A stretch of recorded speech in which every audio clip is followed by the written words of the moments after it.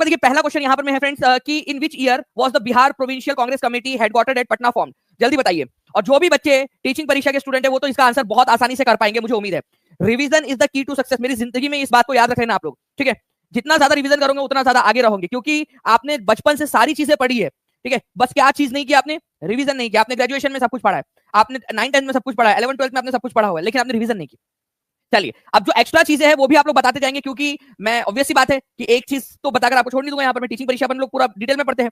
तो देखिए फ्रेंड्स, 1908 के अंदर में आप लोगों ने याद रखना है बिहार प्रांतीय जो कांग्रेस कमेटी है उसका गठन हुआ था, जिसको इंग्लिश में बिहार प्रोविंशियल कांग्रेस कमेटी भी कहा जाता है। ओके, अब देखिए बहुत ही इंपॉर्टेंट वाली चीज मैं आप लोगों को बता रहा हूँ। इसकी स्थापना किसने की थी? तो नवाब सरफराज हुसैन खान ने इसकी स्थापना की थी, नवाब सरफराज हुसैन खान। लेकिन इसकी अध्यक्षता किसने की थी 1908 में? 1908 में अध्यक्ष कौन थे इसके? ये आप लोगों देखिए बहुत ही इंपॉर्टेंट बात है, ये आपसे पूछा जा सकता है कि अध्यक्ष कौन थे यहाँ पर में, ठीक है। तो अध्यक्ष कौन थे, ये आप लोगों से क्वेश्चन बन सकता है, तो बताइए जल्दी से। तो अध्यक्ष थे सैयद, ठीक है, सैयद अली, ठीक है, इमाम, ठीक है। सैयद अली इमाम जो है इसके अध्यक्ष थे, ये याद रखना है आप लोगों ने। ओके, ये एग्जाम के अंदर में आप लोगों से पूछा जा सकता है कि अध्यक्षता किसने की थी। तो सैयद अली इमाम ने इसकी अध्यक्षता की थी, और नवाब सरफराज हुसैन खान जो थे उन्होंने इसकी स्थापना की थी ये। और इसका मेन उद्देश्य क्या था कि बंगाल प्रांत से बिहार को अलग किया जाए। और आपको पता होगा कि इसके फिर 4 साल बाद 1912 के अंदर में बंगाल से बिहार एंड उड़ीसा प्रांत को अलग कर दिया गया था, है ना। तो ये बेसिकली एक इसकी वन ऑफ द इंपॉर्टेंट मांग थी। तो ये प्लीज याद रखिएगा आप लोग, इंपॉर्टेंट एग्जाम के अंदर आप लोगों से पूछा जा सकता है 1908 के अंदर में। और कल जितने भी बच्चे थे, कल हम लोगों ने पटना जिला पूरा का पूरा पढ़ा है। मैं आप सभी से कहना चाहूंगा कि मैं पूरा इतनी मेहनत करके आप लोगों को वो पूरी की पूरी चीजें करा रहा हूँ। जो भी बच्चे पेड क्लास के अंदर में है, प्लीज उसको अच्छे से करिए। आप लोग बहुत सारे लाखों लाख बच्चों से आगे निकल जाओगे आप लोग, ठीक है। क्योंकि कल जब हमने पटना जिला पढ़ा तो आपने देखा कि हमने पूरा डिटेल में पढ़ा है उसको, ठीक है। नाउ आगे बढ़ते हैं हम लोग फ्रेंड्स। यहाँ पर में विश्व जल दिवस 2025 का विषय क्या था, ये बताना है आप लोगों ने, जल्दी बताइए। और ये इंपॉर्टेंट क्वेश्चन है फ्रेंड्स, क्योंकि एक एग्जाम आप लोगों की हुई थी पहले, उसमें पूछा गया था विश्व जल दिवस कब मनाया जाता है। वो भी आप लोग कमेंट के अंदर में लिख देंगे जितने भी बच्चे देख रहे हैं। जी सर मैंने पढ़ा है, आशीष कुमार बोलकर रात में पढ़ा है, उन्होंने बहुत अच्छी बात है। और इसीलिए कह रहा हूं कि जो बच्चे कल रात में जुड़े थे क्लास के अंदर में, बहुत ही मेहनत से हम लोगों ने देखा, पूरा डिटेल में हमने उसको किया हुआ है। आज नालंदा में आपको कराने वाला हूं, और ऐसे ही आगे में सारे जिले करा दूंगा। और एक दिन मैंने आप लोगों से प्रॉमिस भी लिया है कि मैं ब्लैंक मैप दूंगा आप लोगों को, और 1 2 3 4 5 6 ऐसा लिखूंगा, आपको कोई भी जगह पे लिखूंगा कि 10 नंबर बताओ कौन सा जिला है, ठीक है। उसके आजू बाजू के जिले बताओ, आप लोग बताओगे उसके आंसर। ये आप लोगों ने प्रॉमिस किया रात में मुझे पेड क्लास में। चलिए, तो देखिए फ्रेंड्स, विश्व जल दिवस मनाया कब जाता है? पहली बात तो ये याद रखना आप लोगों ने 22 मार्च को मनाया जाता है, 22 मार्च को। इंपॉर्टेंट पॉइंट है ये आप लोगों का। उसके बाद में आप लोगों ने ये याद रखना है कि ग्लेशियर प्रिवेंशन, ग्लेशियर का जो संरक्षण है, हिम नद का जो संरक्षण है, वो इस बार की थीम है, ग्लेशियर प्रिवेंशन, ठीक है, प्रिजर्वेशन, या फिर उसका संरक्षण करना। ग्लेशियर पिघल रहे हैं क्योंकि आपको पता है कि हम लोगों ने पेड़ काट दिए, ठीक है। तो कार्बन डाइऑक्साइड की मात्रा बढ़ रही है, ग्रीन हाउस गैस है, वो गर्मी बढ़ रही है, पृथ्वी का तापमान बढ़ रहा है। हम जो है जो धुआं है हमारा फैक्ट्री से, गाड़ियों से, वो छोड़ रहे हैं हम लोग, जिसकी वजह से भी तापमान में वृद्धि हो रही है। तो इन सारी चीजों की वजह से ग्लेशियर्स पिघलते जा रहे हैं। तो ग्लेशियर्स को हमें बचाना है। अब आप लोगों से क्वेश्चन आया था, ठीक है, कि एक ग्लेशियर है जो जिसको मृत घोषित कर दिया गया। आप लोग मुझे बताएंगे कि कौन सा ग्लेशियर जिसको मृत घोषित कर दिया गया? अभी बीपीएससी में भी आया था ना क्वेश्चन, जल्दी से आप लोग बताएंगे। ओके, तो ग्लेशियर प्रिजर्वेशन जो है फ्रेंड्स, ये इसकी थीम थी। 22 मार्च को मनाया जाता है, ये आप लोगों ने याद रखना है, इंपॉर्टेंट पॉइंट है आप लोगों का, ठीक है। चलिए, पहला जल दिवस कब मनाया गया था? 22 मार्च 1993 को पहली बार मनाया गया था। कभी अगर पूछ ले भूले भटके से एग्जामिनर, तो इसको याद रखना आप लोग, ठीक है। पहली बार अगर पूछ ले तो क्या बात है, याला ग्लेशियर, बहुत बढ़िया। कहां पर है याला ग्लेशियर, ये भी आपको बताएंगे मुझे। ऐसे बच्चे चाहिए होते हैं जो मजा आता है पढ़ाने। बताइए जल्दी से इस पर्टिकुलर क्वेश्चन का आंसर क्या होगा। और जल्दी से 1000 प्लस लाइक हो चुके हैं, जितने भी बच्चे जिन्होंने सेशन लाइक कर दिया कर देंगे और शेयर कर देंगे जल्दी से आप सभी लोग, ठीक है। आज हम लोग 5000 का टारगेट रखते हैं और पूरा सेशन लाइक देखना है। अपने लास्ट में आप लोगों से कुछ क्वेश्चन भी पूछूंगा, ठीक है। व्हेन वाज पटना युवक संघ एस्टैब्लिश्ड? पटना युवक संघ की स्थापना कब हुई थी? पैसा की बीपीएससी के अंदर में आया है। कल रात में मैंने आप लोगों को पूरा इसका डिटेल में बताया था। एक बार मैं वापस से आप लोगों से पूछता हूं वो क्वेश्चन, ठीक है। तो आप लोग मुझे बताते जाइएगा, ठीक है। तो पटना युवक संघ की स्थापना कब हुई थी? तो पटना युवक संघ की स्थापना 1927 के अंदर में हुई थी, ये याद रखेंगे आप सभी, ठीक है। किसने की थी? मनिंद्र नारायण रॉय थे उसके अंदर में, ठीक है। फूलन प्रसाद वर्मा थे, कृष्ण वल्लभ सहाय थे। ये 3 नाम मैंने आपको बोले थे और पूरा लिखकर आपको बताया था पूरा का पूरा, ठीक है। चलिए, तो एक बार मैं फिर से रिवाइज करा देता हूं आप लोगों को। हमने देखा कि फ्रेंड्स पटना युवक संघ की स्थापना कब हुई थी? इसकी स्थापना हुई थी 1927 के अंदर में। देखिए, पटना युवक संघ और पाटलिपुत्र युवक संघ अलग अलग है, ठीक है। बिहार यूथ लीग की स्थापना कब हुई थी? बिहार यूथ लीग की स्थापना 1928 के अंदर में हुई थी, ठीक है, मोतिहारी के अंदर में। ये भी हम लोगों ने देखा हुआ है। नाउ पाटलिपुत्र युवक संघ अलग है, जिसको रामकृष्ण बेनीपुरी और अंबिकाकांत सिंह ने इसको स्थापित किया था। पाटलिपुत्र युवक संघ 1929 के अंदर में। पाटलिपुत्र युवक संघ, ठीक है, इसकी स्थापना 1929 के अंदर में हुई थी। रामकृष्ण बेनीपुरी और अंबिकाकांत सिंह इन्होंने स्थापित किया। ये पूरा डिटेल में मैंने आप लोगों को पढ़ाया हुआ है, मैं रिवीजन भी आप लोगों को करवाता रहूंगा। तो पटना युवक संघ की स्थापना 1927 में, बिहार यूथ लीग की स्थापना 1928 के अंदर में, और पाटलिपुत्र युवक संघ की स्थापना 1929 के अंदर में। ये तीनों के तीनों अलग अलग है, इसको याद रखिएगा आप सभी के सभी, ठीक है। पटना युवक संघ के बारे में मैंने आपको बताया मनिंद्र नारायण रॉय, ठीक है, फूलन प्रसाद वर्मा और कृष्ण वल्लभ सहाय। बिहार यूथ लीग के बारे में प्रोफेसर ज्ञान सहाय आपको बताया था मैंने, ठीक है। पाटलिपुत्र युवक संघ रामकृष्ण बेनीपुरी अंबिकाकांत सिंह, डिटेल में हमने देखा हुआ है। क्वेश्चन और भी हम लोग देखेंगे उसके ऊपर में। तो अभी इसका आंसर क्या होगा आप लोग जल्दी से बताइए। सबसे पहले जल्दी से आंसर करिए। बहुत बढ़िया फ्रेंड, तेजी से आप लोगों के आंसर आ रहे हैं। पढ़ने वाले जो बच्चे हैं ना, जो आगे बढ़ना चाहते हैं, वो कंटिन्यूअसली स्पीड में जो है आंसर लगाते जा रहे हैं। बहुत खूब। चलिए आगे बढ़ते हैं फ्रेंड्स। यहाँ पर में देखिए नेक्स्ट क्वेश्चन आप लोगों का है, विश्व व्यापार संगठन कब प्रभाव में आया था? WTO, ठीक है। WTO की स्थापना कब हुई थी आप लोग बताएंगे मुझे। देखिए, विश्व व्यापार संगठन, इसका हेडक्वार्टर्स कहां पर में है ये भी बता दीजिए आप सभी। और इसकी स्थापना कब हुई थी? देखिए इससे पहले ना GATT हुआ करता था, गैट बोलते थे उसको, GATT। कितने लोगों ने इंपॉर्टेंट ऑर्गेनाइजेशंस और उनके हेडक्वार्टर्स वाला लेक्चर है जो मैंने पेड क्लास में आप लोगों को प्रोवाइड किया हुआ है, ठीक है, पेड क्लास में, वो आप लोगों ने देखा है अगर अच्छे से तो आप लोगों को याद होगा। मैंने आपको पूरा गैट के बारे में पूरा पढ़ाया उसमें, गैट क्या था। तो मैंने आपको बताया कि गैट जो है general agreement on tariff and trade, ये इसका ये फुल फॉर्म है, पता है आप लोगों को, कहां पर पीईटी के अंदर में, यूपी पीईटी के अंदर में इसका फुल फॉर्म पूछा। मैंने बोला यार कि जब मैंने वो पेपर देखा कि हमारे बच्चे तो ऐसे ही रखे गए क्योंकि पूरा वही के वही याद करवा दिया था मैंने आपको, ठीक है। General agreement on trade and tariff, ठीक है, ये हुआ करता था। इसको बंद करके विश्व व्यापार संगठन WTO की स्थापना की गई थी, कब? 1 जनवरी 1995 को, ठीक है, 1 जनवरी 1995 को इसकी स्थापना हुई थी। ये भी आप लोगों ने याद रखना है, इंपॉर्टेंट पॉइंट एग्जाम के अंदर में पूछ सकते हैं। तो WTO किसके स्थान पे आया था? GATT, गैट के स्थान पे आया था, ठीक है, क्योंकि गैट उतना अच्छे से काम नहीं कर पा रहा था, तो उस वजह से यहाँ पर में, ठीक है, उसकी जगह पे WTO की स्थापना की गई। बहुत लंबी चौड़ी पूरी वार्ता चली थी, उरुग्वे वार्ता, उसको उरुग्वे राउंड उसको बोला जाता है। 1986 से 1994 तक वार्ता चली थी और फिर जाकर फाइनली ये डिसीजन लिया गया कि WTO की स्थापना की जाए। तो 1 जनवरी 1995 को WTO की स्थापना हुई थी। हर एक बच्चा जल्दी से कमेंट में लिख देगा, ठीक। चलिए 20 सेकंड बचे हुए फ्रेंड्स, हम लोगों को 2000 का आंकड़ा पार करना है। 10 मिनट के अंदर में जल्दी से लाइक कर देंगे और शेयर भी कर देंगे सभी लोग, ठीक है। चलिए नाउ निम्नलिखित में से कौन सा जिला पटना प्रमंडल में शामिल नहीं है? मैं फिर से बता दूं आप लोगों को कि कल रात में मैंने आप लोगों को सारी की सारी चीजें जो है वो पढ़ाई है, ठीक है। हर एक चीज, हर एक पूरा का पूरा जिला, जो भी चीज आप लोगों से उसमें से पूछी जा सकती है, 9 प्रमंडल, ठीक है, हमने स्टार्ट कर दिया है उसको, उसमें पढ़ना। मुझे उम्मीद है कि आप लोगों ने भी पढ़ना स्टार्ट कर दिया होगा इसको,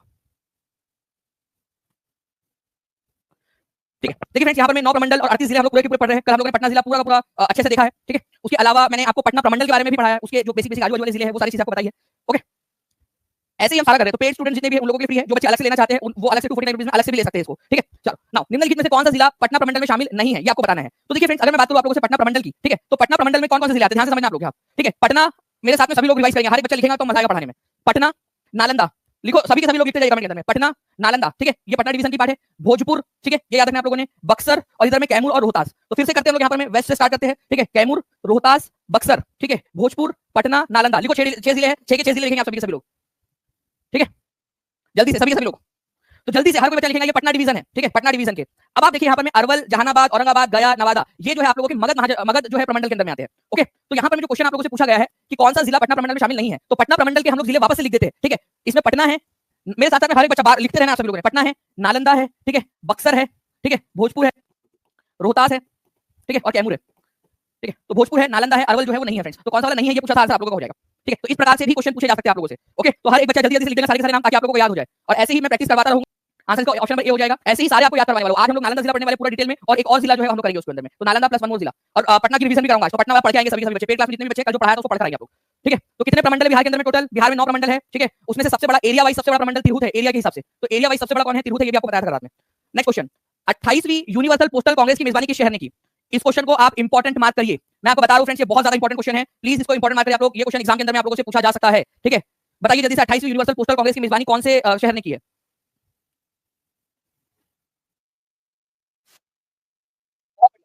फ्रेंड्स कंटीन्यूअसली आंसर यहाँ पर आते जा रहे हैं, ठीक है। तो दुबई जो है फ्रेंड्स, इसने इसकी मेजबानी की है। इसमें हमारे लिए इंपॉर्टेंट इसलिए भी हो जाता है क्योंकि इसी इसमें यूनिवर्सल पोस्टल कांग्रेस के अंदर में ही हमने क्या किया है, हमारी यूपीआई जो सिस्टम है हमारा, ठीक है, उसको हमने लिंक करवाने की कोशिश की है बाकी देशों के साथ में, ठीक है।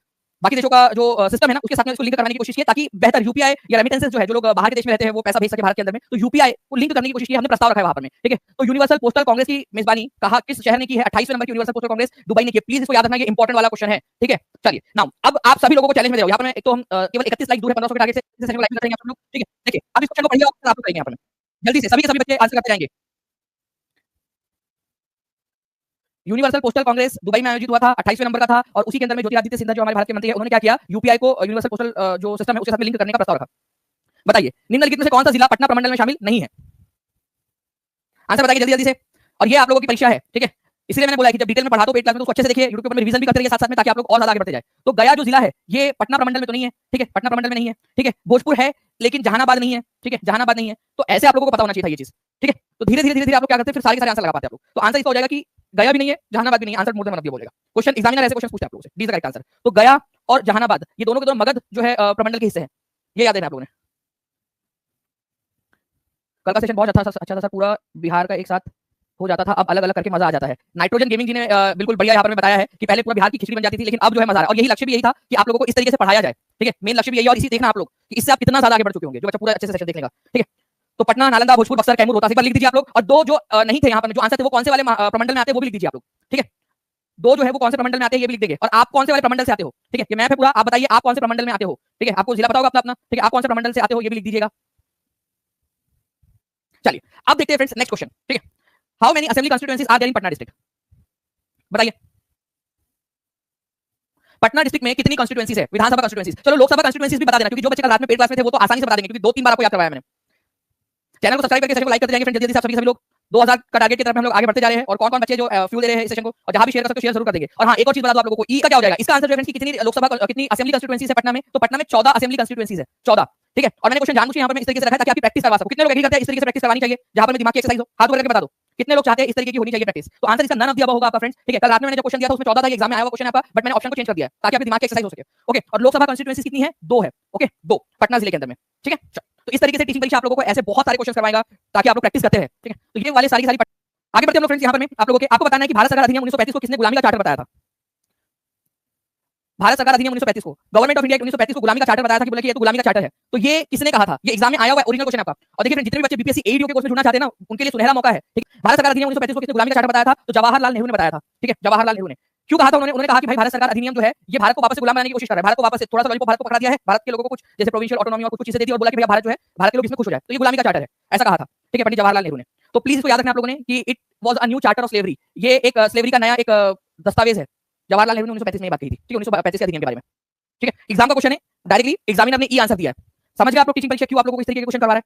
ठीक है, क्यों आपको more than none of the इस तरीके वाले क्वेश्चन की प्रैक्टिस टीचिंग परीक्षा करा रहा है और हजारों क्वेश्चन आपको प्रोवाइड करवाए गए हैं ऐप के अंदर में भी इसी वजह से, क्योंकि एग्जामिनर ऐसे क्वेश्चन पूछता है। ठीक है, तो इंडिया फॉर इंडियंस जो है स्वामी दयानंद सरस्वती के द्वारा जो है दी गई थी, याद रखना आप लोगों ने ये बात। इंडिया फॉर इंडियंस, इंडिया जो है किसके लिए है, इंडियंस लोगों के लिए है। ठीक है, स्वामी दयानंद सरस्वती के द्वारा ये नारा दिया गया था। एग्जाम का क्वेश्चन है आपका और ये भी क्वेश्चन आपको टीचिंग परीक्षा एप्लीकेशन में प्रोवाइड किया गया है। नेक्स्ट क्वेश्चन, विश्व प्रसन्नता रिपोर्ट में भारत का स्थान कितना हुआ है, बताइए जल्दी से। मैं आप सभी लोगों से सवाल पूछना चाहता हूं, इंटेलेक्चुअल सवाल है थोड़ा सा। मुझे ये बताइए आप लोगों को क्या लगता है कि हम भारतीय लोग जो है वो खुश है, दुखी है, क्या है हम भारतीय लोग, आप थोड़ा सा बताइए थोड़ा सा। ठीक है, कंपैरेटिव, ये एक्चुअली वैसे भी ये जो हैप्पीनेस होती है ना, ये कंपैरेटिव भी होती है कई बार। कंपैरेटिव का मतलब होता है कि भाई आपको लगता है कि आप खुश रहते हो। ठीक है, अपना मोबाइल आपके पास में, आपका मोबाइल, आप खुश रहते हो। जैसे आप देखते हो कि आपके दोस्त ने जो है आपके दोस्त ने आईफोन ले लिया, आप दुखी हो जाते हो। ओके, वैसे भी होता है, लेकिन एक्चुअल में यहाँ पर हैप्पीनेस का जो मतलब है थोड़ा इंटेलेक्चुअल, आपका क्योंकि पढ़े लिखे लोग थोड़ा डीप डाउन जा रहे हैं आपके माइंड में। यहाँ पर हैप्पीनेस से रिलेटेड है आप लोगों के पास में कितनी जॉब है। ठीक है, आपके पास में खाना कितना अवेलेबल है, पौष्टिक खाना अवेलेबल है या नहीं। ठीक है, महिलाओं को इक्वालिटी मिल रही है या नहीं। ठीक है, ये एक चीज है। ओवरऑल लेवल के ऊपर में सरकार आप लोगों को कितनी स्वतंत्रता देती है, मीडिया कैसी, ये सारी चीजें जो है फ्रेंड्स हैप्पीनेस के अंदर में आती है। और इस वजह से आप लोग देखोगे कि हम 147वें स्थान के ऊपर में थे एक समय में, अभी 118वें स्थान पे, एक समय में 92nd नंबर पे भी थे, सबसे जो हमारा सबसे बेस्ट नंबर था। और आप देखिए कि अभी हम 118वें नंबर पे हैं। सोचिए 117 देश हमसे ज्यादा हैप्पी है, 117 देश। और हम जो है अननेसेसरी एक जो है ना यहाँ पर में रहते हैं कि यार हम, हमारा देश, हमारी जनता, ये वो, हम तो कितने खुश है। नहीं, एक्चुअल में बहुत सारी चीजें हैं। नॉर्थ कोरिया वालों को लगता है कि वो तो जन्नत में रहते हैं करके, नॉर्थ कोरिया वालों को, लेकिन उन्होंने क्यों, उनको लगता है क्योंकि उन्होंने बाहर की दुनिया नहीं देखी। उन लोगों ने कभी देखा ही नहीं कि भाई इंटरनेट भी क्या होता है, उन्होंने कभी देखा ही नहीं कि डेमोक्रेसी क्या होती है, नॉर्थ कोरिया वालों ने। ठीक है, इसी वजह से इतना यातना वाला जीवन जीने के बाद में भी वो किंग जोंग उंग वाले लोग जो है, ठीक है, उनको लगता है कि वो खुश है, लेकिन एक्चुअल में उनके पास बेसिक जो सुविधा है जो बाकी के लोग इस्तेमाल कर रहे हैं उनके पास में है ही नहीं। आपको बता दो फ्रेंड्स कि फिनलैंड जो है वो विश्व प्रसन्नता रिपोर्ट के अंदर में पहले नंबर के अंदर में आता है। ठीक है, पहले नंबर पे है। डेनमार्क, ठीक है, ये सेकंड नंबर पे है। आइसलैंड थर्ड नंबर पे है। भारत कितने नंबर पे है, भारत 118वें नंबर पे है, ये याद रखना आप लोगों ने। ठीक है, भारत 118वें नंबर पे, ये प्लीज दोनों को याद रखिएगा आप लोग, सुविधा आपके पास में। चलिए, फ्रांसीसियों ने अपने भारतीय जो है आपको बताना है कि फ्रांसीसी भारत के अंदर में कब आए थे। ठीक है, और उन्होंने भारत को आजादी कब दिया, फ्रांसीसी जो क्षेत्र थे उन क्षेत्रों को आजादी कब मिली, आपको कमेंट करके बताइए जल्दी से, बताओ जल्दी जल्दी से।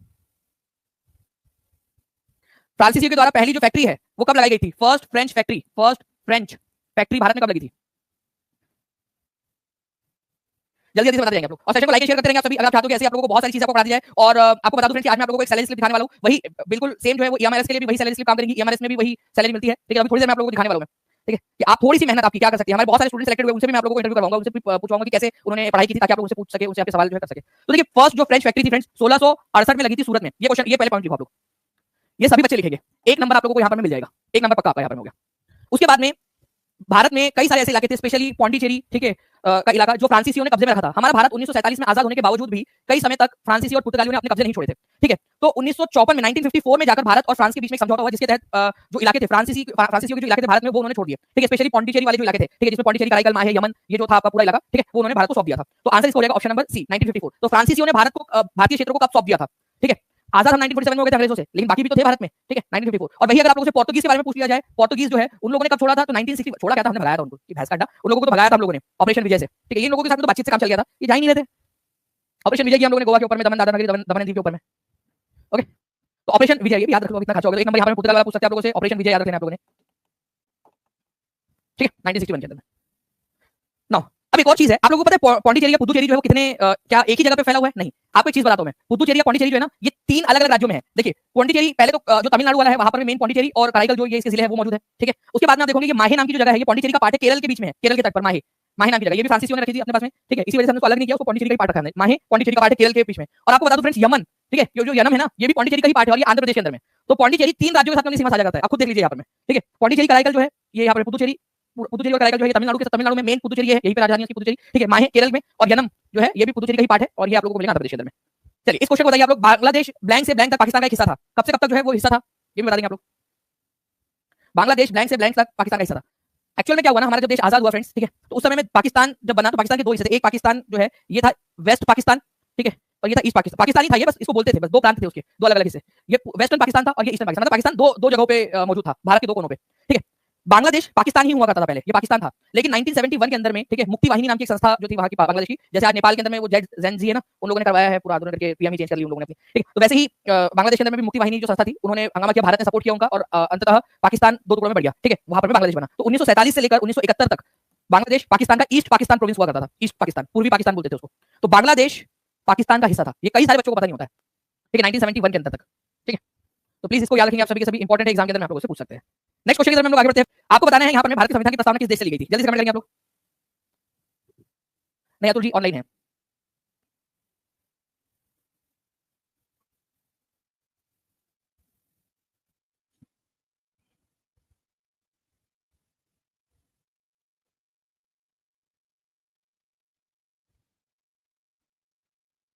चलिए तो देखिए फ्रेंड्स, यहाँ पर मैं अगर मैं बात करूं प्रियम्बल की, हम भारत के लोग भारत को एक संपूर्ण प्रभुत्व संपन्न समाजवादी धर्मनिरपेक्ष लोकतंत्र गणराज्य बनाने के लिए ये जो हमारी प्रस्तावना है प्रियम्बल, ठीक है, ये हम लोगों ने कहां से ली है, ये क्वेश्चन आया हुआ है आप लोगों को टीआरई 1 में और ये प्रस्तावना हमने ली थी यूएसए से। हर एक बच्चा जल्दी से कमेंट में आंसर करेगा अब कि आंसर क्या है। चलिए इसीलिए टीचिंग परीक्षा आप लोगों को हर वह क्वेश्चन आपको करवा रहा है जिस तरीके के क्वेश्चन आपसे पूछे जा सकते हैं, ठीक है। 2500 लाइक से हम लोग बहुत पास में पहुंच गए, जल्दी जल्दी सेशन को लाइक शेयर जरूर करते रहेंगे आप सभी लोग, ठीक है। इतने कम प्राइस में सर कैसे, ओपीटर जी इतने कम प्राइस के अंदर में इसलिए क्योंकि हम एक्चुअल में वो चीज सोच रहे हैं कि आपको कैसे सहूलियत में मिल सके सारी की सारी चीजें, ठीक है। तो जिन बच्चों को जो है उस चीज की वैल्यू है वो पढ़ लेंगे उसके अंदर बराबर से। तो आंसर जो है फ्रेंड्स ऑप्शन नंबर ई होगा यहाँ पर में, क्यों, क्योंकि यूएसए तो दिया नहीं है ऑप्शन के अंदर में, इसी वजह से। तो अब आप सभी लोग लिखेंगे प्रियम्बल यूएसए के कॉन्स्टिट्यूशन से लिया गया, ठीक है। नाउ अब देखिए निम्नलिखित में से कौन केंद्र सरकार और राज्य सरकार के बीच में वित्तीय जो संबंधों का निर्धारण करता है। अब ध्यान से समझिएगा आप लोग, सेंटर और स्टेट के फाइनेंशियल रिश्तों के बारे में कौन बात करता है।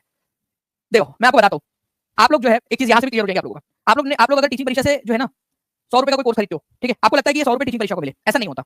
सबसे पहले आते हैं, ठीक है, जीएसटी वाले, जीएसटी वो आता है, बोलते हैं कि भाई 18% हमको दो, ठीक है, 18%। तो इसमें से 18% जो है वो लेके चले जाते हैं। तो बचे कितने यहाँ पर आप लोग जल्दी बताइए, 82 रुपीज केवल, ठीक है। 18% तो जीएसटी चला जाता है, इसके ऊपर में कंपनी टैक्स लगता है 30% का, ठीक है, 30%। तो 8 या 24 और ये दो का आप लोग लगा लीजिए, तो 25 रुपए जो है वो जाता है कंपनी टैक्स के रूप में, फ्लैट, ये तो जाना ही जाना है, ठीक है। ये आपका हो गया। तो आपने जो 100 रुपए का कोर्स लिया है उसमें 18% तो सबसे पहले दे दो, मतलब तुरंत देना पड़ता है, ठीक है। फिर 25 रुपए अलग से निकाल के होते हैं टैक्स भरने के लिए यहाँ पर, ठीक है। लगभग 100 रुपए के हिसाब से बता रहा हूं मैं, 1000 रुपए के हिसाब से आप सोच लीजिए कितना होता होगा वो। तो यहाँ पर में 18 और 25 तो 20 और 25 45 रुपए, तो 100 रुपए में से, ठीक है, 45 रुपए केवल टैक्स में चले जाते हैं। तो आप समझिए कि आपने 1000 रुपए का कोई कोर्स लिया है, ठीक है, तो 450 रुपए तो केवल टैक्स में जाते हैं, 450 रुपए का टैक्स भरना होता है, ठीक है, अलग अलग तरीके से। तो आप खुद सोच लीजिए कि कितना क्या ही प्रॉफिटेबल होगा। और दूसरी चीज कितना खर्चे होते हैं, आपको इंटरनेट करना, ये स्मार्ट बोर्ड है, इलेक्ट्रिसिटी, हर चीज है, सैलरीज है, सब कुछ है। तो ये जो पैसा सरकार के पास में आया, ठीक है, मान लीजिए कि सरकार के पास में हमारे पैसा बस ये वाला टीचिंग परीक्षा का पैसा लेके सरकार जो है काम चला रही है, ठीक है। आप लोग ने कोर्स खरीदा था उसके पैसे से सरकार जो है चल रही है सरकार। तो सरकार अब जो है इसमें ये पैसा जाता है, मान लो केंद्र सरकार के पास में टैक्स का जो पैसा होता है केंद्र सरकार के पास में। अब केंद्र सरकार और राज्य सरकार में ये पैसे का डिवीजन कितना होगा, मतलब कितना केंद्र सरकार रखेंगे और कितना राज्य सरकार रखेगी, इसमें से ये डिसाइड करने का काम फाइनेंस कमीशन का, वित्त आयोग का, ठीक है, कि कितना परसेंट रखेंगे और कितना परसेंट जो है केंद्र सरकार रखेगा उसमें से कितना परसेंट राज्य सरकार को देगा, ये डिसाइड करता है, ठीक है, फाइनेंस कमीशन, ओके। चलिए तो ये एक ये तो बहुत दुख की बात है सर, अब क्या करें, दुख की बात है, अब हमारे देश का है टैक्स सिस्टम है, सब क्या कर सकते हैं। तो फाइनेंस कमीशन जो है फ्रेंड्स याद रखना आप लोगों ने, केंद्र और राज्य वित्तीय संबंधों का निर्धारण, कितने रुपए केंद्र सरकार रखेंगे कितने राज्य सरकार रखेंगी, ये कौन डिसाइड करता है, फाइनेंस कमीशन डिसाइड करता है, ठीक है। हर 5 साल के अंदर में ये डिसाइड किया जाता है, ठीक है, हर 5 साल के लिए ये डिसाइड होता है। नाउ नेक्स्ट क्वेश्चन देखिए फ्रेंड्स, अभी मेरे पास बहुत सारे क्वेश्चन बचे हुए हैं, ठीक है, लेकिन समय की जो कमी है, ठीक है, वो बड़ा परेशान कर रही है। चलिए बताइए, अमरकंटक जो है वहां से निकलती है सोन रिवर, कहां पर लोकेटेड है। इसको मैं एक और क्वेश्चन बना देता हूं, ठीक है, ये दो नंबर का क्वेश्चन है, क्यों पता है, अमरकंटक से निकलती है सोन की जगह पे यहाँ पर में एग्जामिनर नर्मदा डाल देगा, सिंपल सी बात है, क्योंकि दोनों ही नदियों का उद्गम एक ही जगह से होता है, एक चली जाती है मतलब दो बहनें मान लीजिए, ठीक है। यहाँ पर माइकल हिल्स है, ठीक है, माइकल रेंज, यहाँ पर अमरकंटक का पठार है, अमरकंटक का पठार, एक बहन का ससुराल अरब सागर की तरफ में है, एक बहन का ससुराल ईस्टर्न में गंगा की तरफ में है, सोन नदी का। चलिए तो फ्रेंड्स यहाँ पर माइकल हिल्स जो है याद रखना आप लोगों को मुझे बताया जा रहा है कि आप लोगों का सैलरी स्लिप वाला जो सेशन लग चुका है। आपको बताना है कि भारत शब्द का जो है वर्णन किस तरीके से किया गया, भारत यूनियन ऑफ स्टेट है, ये आर्टिकल नंबर 1 में दिया गया है। कौन से आर्टिकल में दिया गया है, आर्टिकल नंबर 1 में आप लोगों के